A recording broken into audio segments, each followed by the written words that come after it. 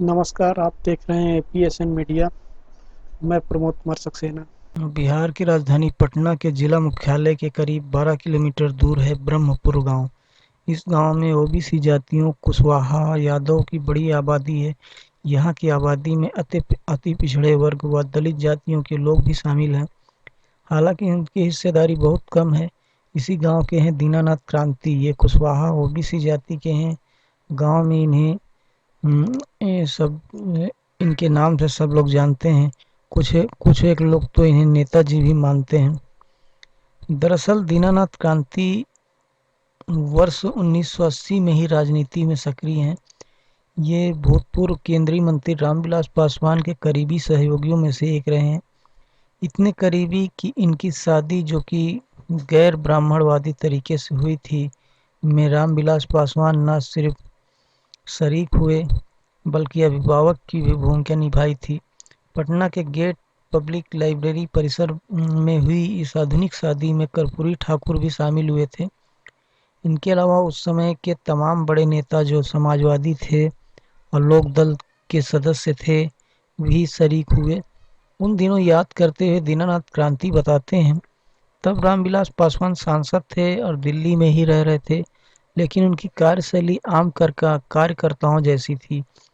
उनसे पहली बार मुलाकात की तारीख बताने में असमर्थता जाहिर करते हुए बताते हैं कि उन दिनों वे लोक शांति सेना के सदस्य थे, जिनके संरक्षक पटना हाई कोर्ट के वरिष्ठ अधिवक्ता रहे प्रणव चटर्जी थे।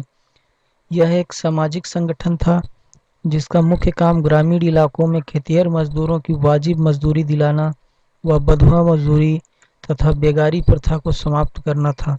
इस संगठन के सदस्यों में तब कर्पूरी ठाकुर, रामविलास पासवान, राम लखन सिंह यादव, लालू यादव, नीतीश कुमार आदि तमाम लोग शामिल थे। उन दिनों ही रामविलास पासवान से मुलाकात हुई थी। तब बिहार के नालंदा जिले के इस्लामपुर में एक कार्यकर्ता शिविर का आयोजन हुआ था, जिसमें कर्पूरी ठाकुर और रामविलास पासवान भी आए थे। बाद के दिनों में लोक शांति सेना कमजोर पड़ने लगी।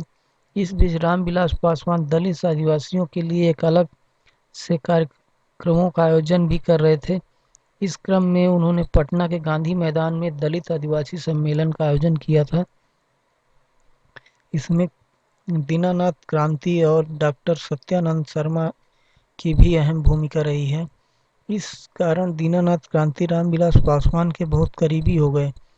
उनके अपने शब्दों में कहें तो 2-3 महीने के अंदर ही रामविलास पासवान जी और मैं एक ही थाली में खाना खाने लगे थे। पासवान जाति पाति कुछ नहीं मानते थे और न ही कोई हीन भावना रखते थे। उनका जन्म एक दलित पासवान परिवार में हुआ था। उन दिनों रामविलास पासवान ने लोक शांति सेना के सदस्यों के समक्ष यह प्रस्ताव रखा था कि वे सब मिलजुल कर काम कर सकते हैं। इस पर सभी सहमत हुए तो समस्या नाम की चीज आई। इसके समाधान के रूप में दलित सेना का नाम सामने आया, जिसमें लोक शांति सेना का सेना और दलित शब्द का रामविलास पासवान जी की तरफ से आया। यह एक विशुद्ध सामाजिक संगठन था जिसका उद्देश्य अर्ध राजनीतिक थे। खैर, उन दिनों रिश्ता रामविलास पासवान और दीनानाथ क्रांति के बीच बना। उसे दोनों ने समय समय पर कड़वाहटों के बावजूद भी निभाया। एक कड़वाहट का जिक्र करते हुए दीनानाथ क्रांति बताते हैं कि वह 1989 का साल था जब बिहार में विधानसभा चुनाव होने वाले थे। पटना साहिब से मैं सशक्त उम्मीदवार था और राम सुंदर दास जैसे नेता चाहते थे कि मैं चुनाव लड़ूं। चाहते तो रामविलास पासवान भी थे, लेकिन उन्होंने अपने समधी पुनीत राय, जो कि फतुहा से चुनाव जीतते रहे थे, वे कहने पर मेरा टिकट कटवा दिया और लालू यादव के करीबी रहे गणेश प्रसाद यादव को टिकट दिलवा दिया। तब मैंने भी ठान लिया कि मैं चुनाव लड़ूंगा और निर्दलीय लड़ूंगा, लेकिन परिस्थितियां कुछ ऐसी बनी कि मैं चुनाव नहीं लड़ सका। लेकिन लोग मेरे पक्ष में थे और गणेश प्रसाद यादव की हार हुई।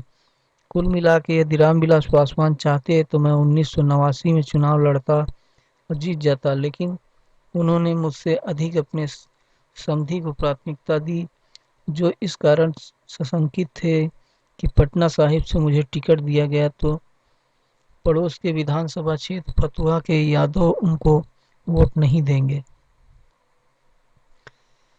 तो क्या आपको तब पहली बार एहसास हुआ कि रामविलास पासवान अपने परिवार के प्रति अधिक प्रतिबद्ध थे और अपने कार्यकर्ताओं के प्रति कम?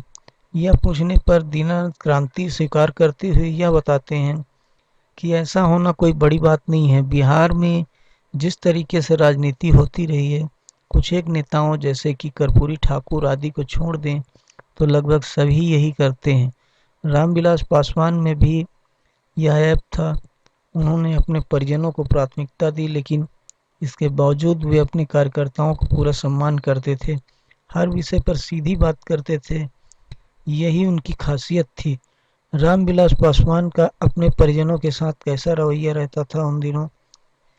जवाब में दीनानाथ क्रांति बताते हैं कि रिश्ते तो सामान्य ही थे। उनके दो भाई, जिसमें पशुपति पारस जो एक सरकारी स्कूल में शिक्षक थे शामिल थे, उनके कहने पर राजनीति में आए और उन्हें जगह दी गई। उनके सबसे छोटे भाई रामचंद्र पासवान को भी बिना किसी संघर्ष के जगह मिल गई। इन दोनों भाइयों में से राजनीति की समझ किसे अधिक रही? निस्संदेह पशुपति कुमार पारस।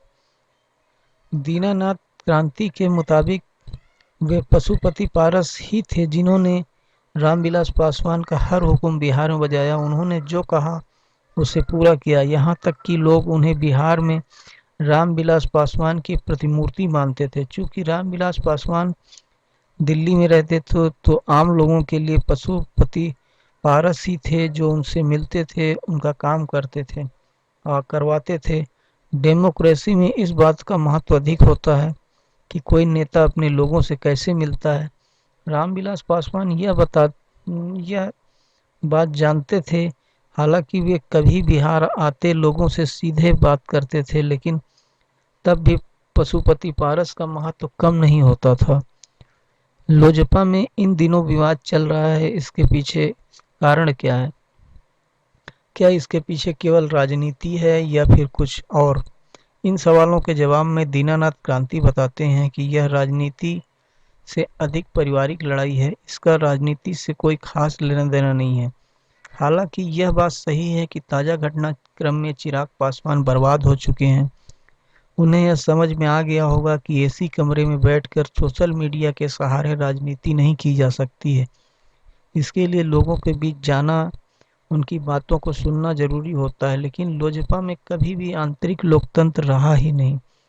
रामविलास पासवान जी के लिए उनके परिजन महत्वपूर्ण थे। बाद के दिनों में, खासकर 2010-11 के बाद, जब से चिराग पासवान सरेख हो गए, तब से उनकी मां के साथ मिलकर रामविलास पासवान जी को बंधक बना लिया था। वे जैसा चाहते थे वैसा रामविलास पासवान जी करते थे। बेटे ने जिद की कि फिल्म में नायक बनेगा। पासवान जी ने फिल्म बनवा दी, लेकिन जब बेटा कामयाब नहीं हुआ तब उसने उनका राजनीतिक उत्तराधिकारी बनाने के लिए दबाव डाला। रामविलास पासवान अपने बेटे और पत्नी के बंधक बन चुके थे। बेटे की जिद पर वर्ष 2013 में उसे पार्टी के संसदीय बोर्ड का अध्यक्ष बना दिया। यहीं से रामविलास पासवान जी की पार्टी, जो वास्तव में एक पारिवारिक पार्टी थी और आवरण दलितों का था, में फूट पड़ने लगी। चिराग पासवान की सलाह पर रामविलास पासवान ने 2014 में एनडीए की शरण ली, जो एक तरह से ठीक ही रहा। 7 में 6 उम्मीदवार लोकसभा चुनाव जीतने में कामयाब रहे, लेकिन इस जीत के बाद चिराग पासवान की पकड़ पर पार्टी पर मजबूत होने लगी। वहीं दूसरी ओर पार्टी के समर्पित कार्यकर्ताओं को निराशा मिल रही थी। पार्टी में चिराग पासवान की छवि ऐसी थी कि कोई उनके सामने अपनी बात तक नहीं रख सकता था।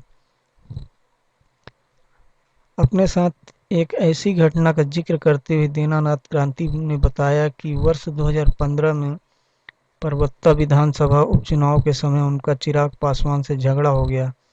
तब सुहेली मेहता लोजपा की ओर उम्मीदवार थी। मुद्दा चुनावी कार्यक्रम के आयोजन को लेकर था। तब चिराग पासवान ने पार्टी के बाहर कर देने की धमकी दी। बाद में रामविलास पासवान ने दीनानाथ क्रांति को फोन किया तथा पशुपति पारस, जो तब खगड़िया में ही थे, से मिलने को कहा। दीनानाथ क्रांति ने बताया कि वे उसी दिन करीब रात 11 बजे पशुपति पारस से मिले और सारा हाल सुनाया। इस पर पशुपति पारस ने उन्हें अपने साथ पटना चलने के लिए कहा और यह भी कि पार्टी चुनाव जीते या हारे, इससे कोई फर्क नहीं पड़ता। यह बात यही नहीं रुकी। रामविलास पासवान ने उन्हें दिल्ली बुलाया ताकि चिराग पासवान से सुलह हो सके, लेकिन बैठक से पहले ही चिराग मुंबई भाग गए थे। दीनानाथ क्रांति बताते हैं, पासवान जी के कहने पर वे पार्टी में बने रहे। दीनानाथ क्रांति के मुताबिक परिवार में धन संपत्ति के बंटवारे का कोई मामला सामने नहीं आया। हालांकि इस मामले में सबसे पहले फायदे में चिराग पासवान ही रहे हैं।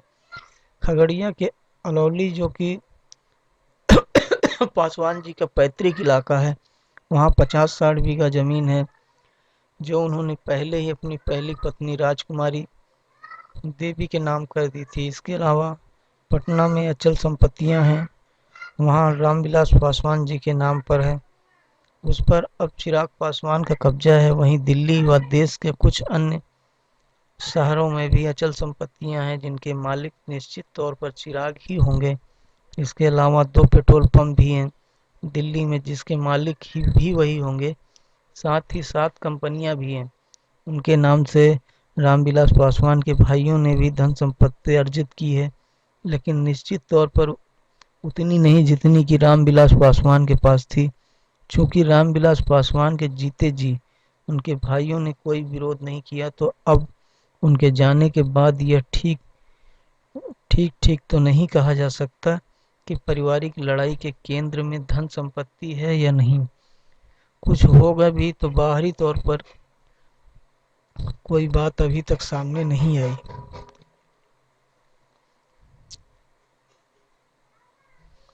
हालांकि दीनानाथ क्रांति यह बताते हैं कि रामविलास पासवान चिराग पासवान की मनमर्जी और तानाशाही रवैये से परेशान रहते थे। यही उनके दुख का कारण। और भी अधिक असमय मौत हुई। एक संस्मरण बताते हुए कहते हैं कि लोकसभा चुनाव के करीब 2 महीने बाद जब मैं एक काम से दिल्ली गया तो चिराग पासवान ने से पार्टी का काम के सिलसिले में ही मिलना था। रामविलास पासवान जी से भी मिलना था। समय निर्धारित था 2 बजे चिराग पासवान से और 2:30 बजे रामविलास पासवान जी से। चिराग पासवान से मुलाकात हुई, बातचीत में 3 बज गए।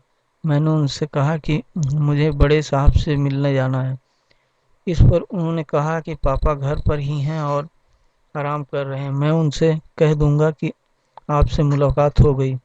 चिराग पासवान से मिलने के बाद जैसे ही उनके घर से बाहर निकला, तब एक परिचित ने कहा कि रामविलास पासवान जी अभी भी मंत्रालय के दफ्तर में बैठे हैं।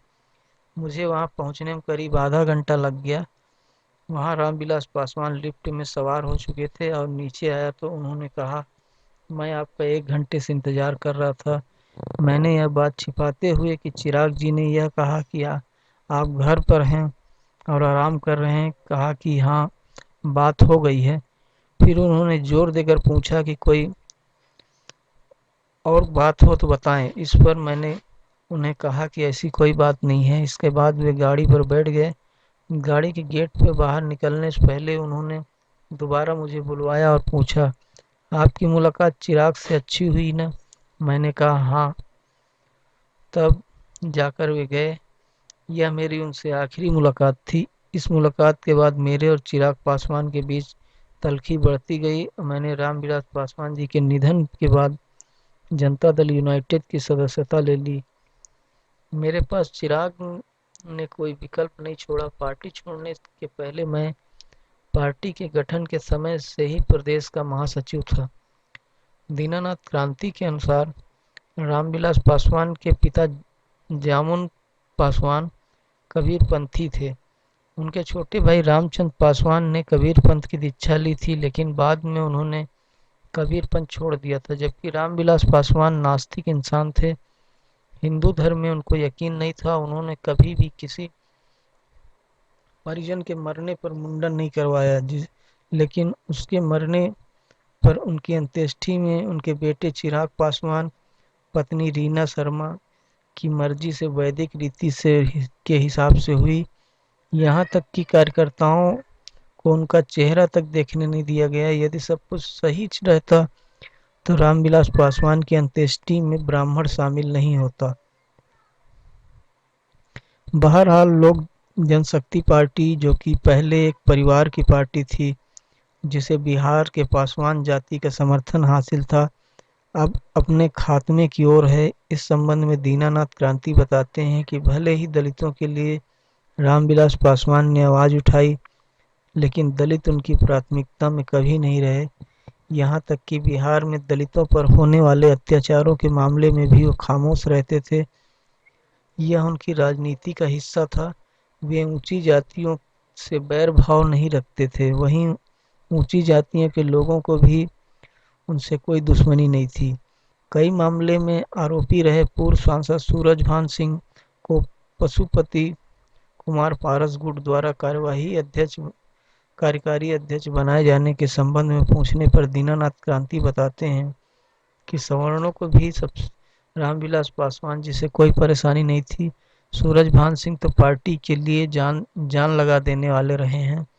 वर्ष 2005 में जब पार्टी के 29 विधायकों ने पार्टी छोड़ दिया था, तब सूरजभान सिंह ही थे जिन्होंने पार्टी को एकजुट करके रखा था। वहीं वहीं चिराग पासवान को भी सवर्णों से कोई परहेज नहीं है रहा। उन्होंने अपना सहयोगी सौरव पांडे नामक शख्स को बना रखा है, जो उत्तर प्रदेश के बनारस का है। चिराग उसी का कहा सुनते हैं और करते हैं। अब क्या होगा लोजपा का, इस सवाल पर दीनानाथ क्रांति बताते हैं कि पशुपति पारस के नेतृत्व की क्षमता है। यदि वे चाहेंगे तो पार्टी चलेगी। चिराग के बस की बात नहीं है। हालांकि एक तरह से बिहार में दलित राजनीति का नामलेवा भी खत्म हो गया है। भविष्य में क्या होगा, अभी कुछ कहना जल्दबाजी होगी।